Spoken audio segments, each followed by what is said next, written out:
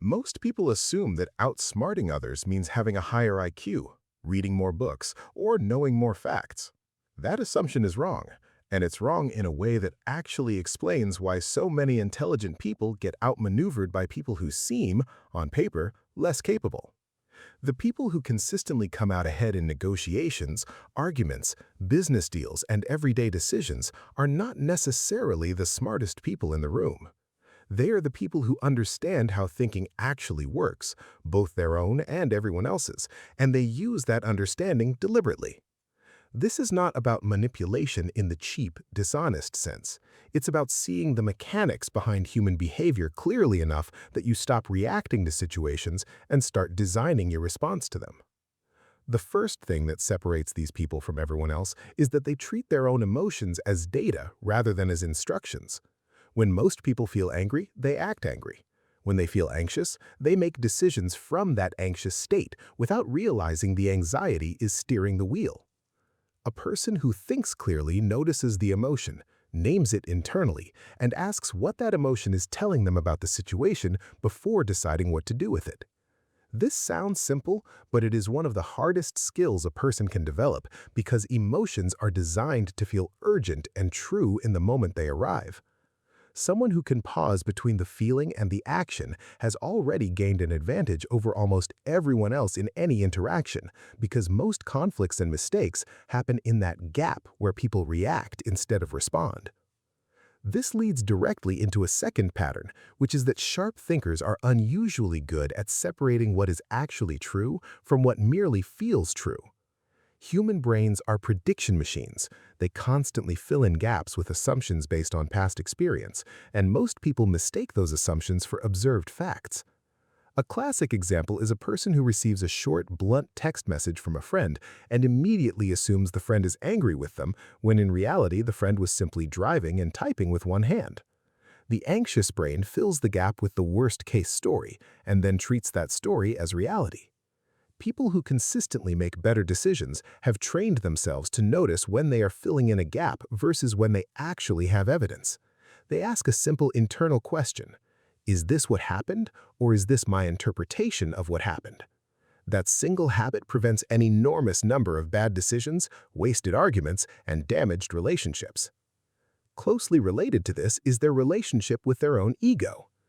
Ego, in psychological terms, is not vanity. It is the mental structure that needs to be right, needs to look good, and needs to protect a certain self-image at all costs. Ego is expensive. It costs decision quality because a person defending their ego will choose the answer that makes them feel smart over the answer that is actually correct. Consider two people in a business meeting who both realize halfway through a presentation that their original plan has a flaw. One person keeps defending the plan because admitting the flaw feels like losing status in front of colleagues. The other person says plainly, "I see a problem with this, let's fix it," and gains more respect, not less, because clear thinking without defensiveness reads as confidence. People who outthink others have learned that being wrong in public costs almost nothing, while pretending to be right when you are wrong costs everything eventually.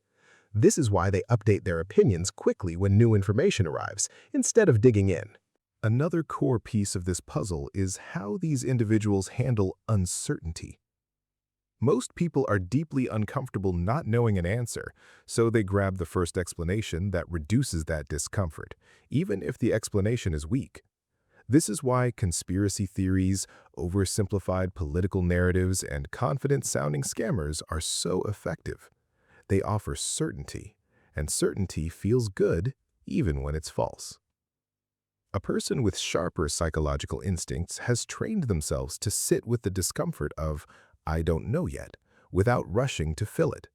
This patience means they gather more information before committing to a position, which means their conclusions are more often correct.